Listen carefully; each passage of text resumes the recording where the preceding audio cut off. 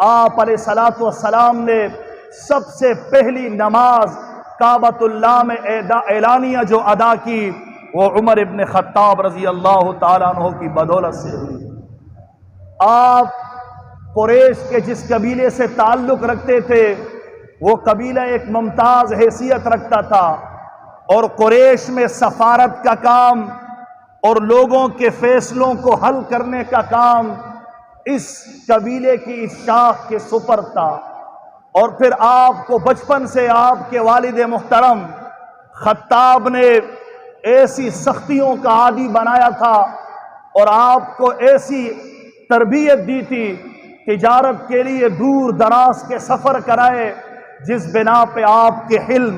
آپ کی فہم و فراست اور تدبر میں بے پناہ اضافہ ہوا، اور پھر قریش کی سفارت کا عہدہ آپ کو دیا گیا۔ آپ نے جس فیصلے کو کرایا بہترین انداز میں اسے انجام تک پہنچایا اور اس فیصلے کو بہترین اور خوبصورت انداز میں حل کرایا۔ شروع میں اسلام کے سب سے بڑے دشمنوں میں آپ کا شمار ہوتا تھا۔ فنون سپہ گری اور خطابت سے آپ کو دلچسپی تھی، بہترین سپہ سالار تھے، اسلام کے نامور دشمنوں میں سے تھے، لیکن آپ علیہ الصلوۃ والسلام نے دیکھا کہ انتہائی عالی دماغ رکھتے ہیں اور فہم و تدبر کے مالک ہیں، اس لیے آپ علیہ الصلوۃ والسلام دعاؤں میں عمر ابن خطاب کو مانگا کرتے تھے اور اللہ جل جلالہ سے عرض گزار ہوتے، یا اللہ اسلام کو عمر ابن خطاب کی وجہ سے تقویت عطا فرما۔ پھر کیسے آپ اسلام میں داخل ہوئے یہ ایک لمبا واقعہ ہے، لیکن جب آپ اسلام قبول کرنے کے لیے رسول اللہ صلی اللہ تعالیٰ علیہ وسلم کے دربار میں پہنچے اور آپ کے در پر حاضری دی تو روایات میں آتا ہے رسول اللہ صلی اللہ تعالیٰ علیہ وسلم نے آپ کی قمیص سے پکڑ کے آپ کو جو کھینچا تو آپ گھٹنوں کے بل گر گئے اور آپ سے کہا عمر کب تک یہ جہالت رہے گی؟ تو آپ نے کلمہ پڑھا، اشہد اللہ الہ الا اللہ و اشہد ان محمدً عبدہ و رسولہ، اور پھر آپ نے مسلمانوں کو دعوت دی کہ عمر کے اسلام لانے کے بعد یہ چھپ چھپ کر عبادت کیسے، علل اعلان عبادت کریں گے، علل اعلان اذانیں دیں گے۔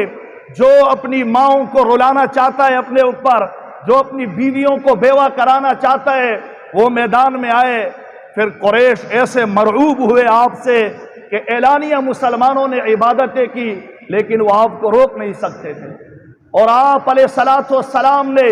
اسی عمر ابن خطاب رضی اللہ تعالیٰ عنہ کے بارے میں ارشاد فرمایا، اللہ جل جلالہ نے حق کو عمر کی زبان پر جاری کر دیا ہے۔ ایک مقام پہ آپ علیہ الصلوۃ والسلام نے ارشاد فرمایا، عمر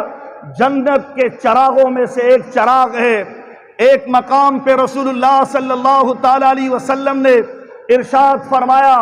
جو عمر سے بغض رکھتا ہے وہ مجھ سے بغض رکھتا ہے، اور جو عمر سے محبت کرتا ہے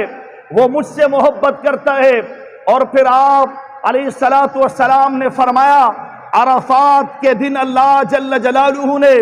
تمام مسلمانوں پر عام انداز میں فخر فرمایا، لیکن عمر ابن خطاب پہ اللہ جل جلالہ نے خصوصی فخر فرمایا، ایسا عظیم رتبہ آپ کو حاصل تھا۔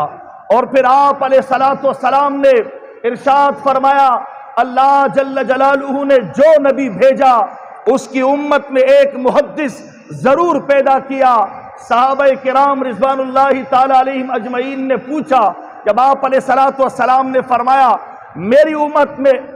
امت میں اگر کوئی محدث ہوگا تو وہ عمر ہے، صحابہ نے پوچھا یا رسول اللہ محدث کسے کہتے ہیں؟ آپ علیہ الصلوۃ والسلام نے فرمایا، جس کی زبان پر فرشتے باتیں کرتے ہیں اسے محدث کہتے ہیں۔ یہ عمر ابن خطاب رضی اللہ تعالیٰ عنہ تھے جن کی دل کی ایک خواہش ابھرتی اسلام میں کسی حکم کے لیے، اور اللہ جل جلالہ اس کے لیے آسمانوں سے آیات کا نزول فرما کر اسے اپنا حکم بنا کے نازل کر دیتے تھے۔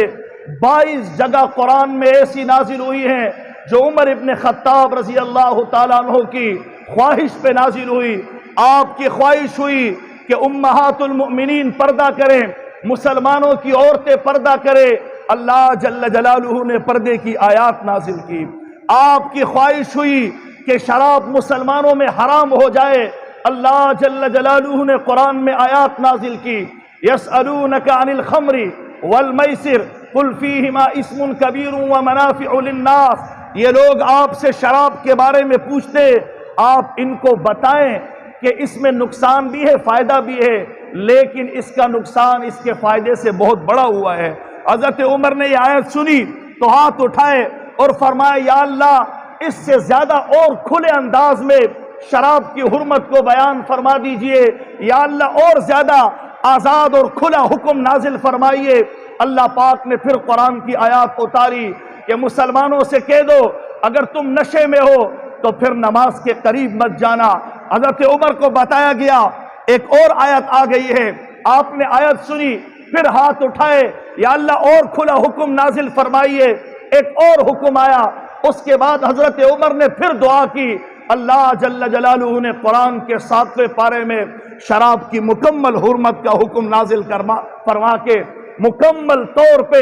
شراب پر پابندی لگائی کہ یہ شراب پلید چیز ہے، مسلمان اس کو اب ہاتھ نہ لگا سکیں گے۔ یہ حضرت عمر رضی اللہ تعالیٰ عنہ تھے، جب آپ علیہ الصلوۃ والسلام رئیس المنافقین کی نماز جنازہ پڑھانے کے لیے آگے بڑھے تو حضرت عمر نے آپ کو پیچھے سے پکڑا قمیص سے اور کھینچا اور کہنے لگے یا رسول اللہ آپ اس منافق کی نماز نہ پڑھائیں، یہ تو منافق تھا۔ آپ علیہ الصلوۃ والسلام نے فرمایا مجھے پتہ ہے عمر یہ منافق تھا، لیکن اللہ نے قرآن میں فرمایا ہے اے نبی اگر تو 70 مرتبہ بھی ان منافقوں کے لیے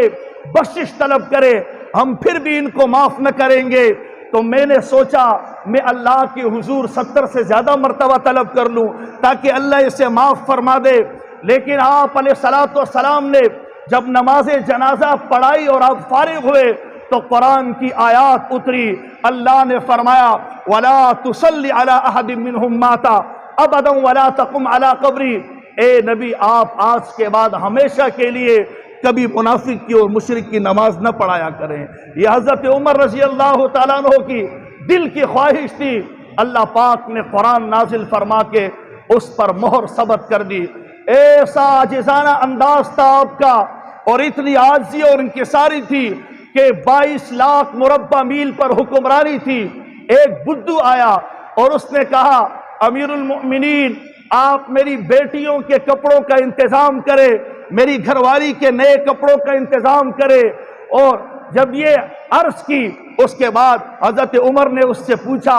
اگر میں نہ کروں تو کیا ہوگا؟ اس بدھو نے کیا کہا؟ کہنے لگا کہ امیر المؤمنین اللہ پاک قیامت میں آپ کو بلائے گا اور آپ سے پوچھے گا کہ آپ سے اس نے اپنے بچوں کے لیے کپڑے مانگے، آپ نے اس کا انتظام کیوں نہ کیا؟ عمر ابن خطاب رضی اللہ تعالیٰ عنہ نے جب یہ سنا کہ قیامت کے دن آپ کو اللہ بلائے گا اور آپ سے پوچھے گا، زاروں قطار رونے لگے اور آپ کے آنسو آپ کی داڑھی مبارک پر گرنے لگے۔ اس وقت آپ کے پاس کچھ نہیں تھا، آپ نے اپنا کرتا مبارک اتارا اور اپنے خادم کو دیا کہ اس کے حوالے کر دو، اس وقت ہمارے پاس اس کے علاوہ اور کچھ نہیں۔ ایسی عاجزی اور انکساری تھی کہ جب آپ دسترخوان پہ محتاجوں اور بے کسوں کو کھانا کھلا رہے تھے تو ایک آدمی کے پاس جا کے بیٹھے اور اس سے کہنے لگے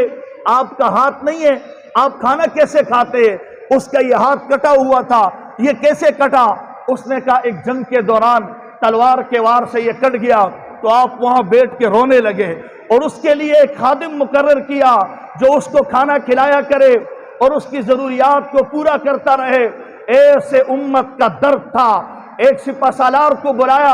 اور اس سے پوچھا جب تم کسی قلعے پر حملہ کرتے ہو تو اس کے لیے تدبیر کیا اختیار کرتے ہو؟ اس نے بتایا ہم ایک چمڑے کی ڈھال لیتے ہیں، پھر ایک سپاہی کو دیتے ہیں، وہ اس ڈھال میں چھپ کے اس قلعے پہ حملہ کرنے کے لیے آگے بڑھتا ہے۔ آپ رضی اللہ تعالیٰ عنہ نے سوال کیا اگر اس قلعے میں سے کسی نے بہت بڑا پتھر پھینک دیا تو اس آدمی کا کیا حال ہوگا؟ کہا وہ تو مارا جائے گا۔ آپ نے فرمایا نہیں نہیں، آج کے بعد ایسے نہ کرنا،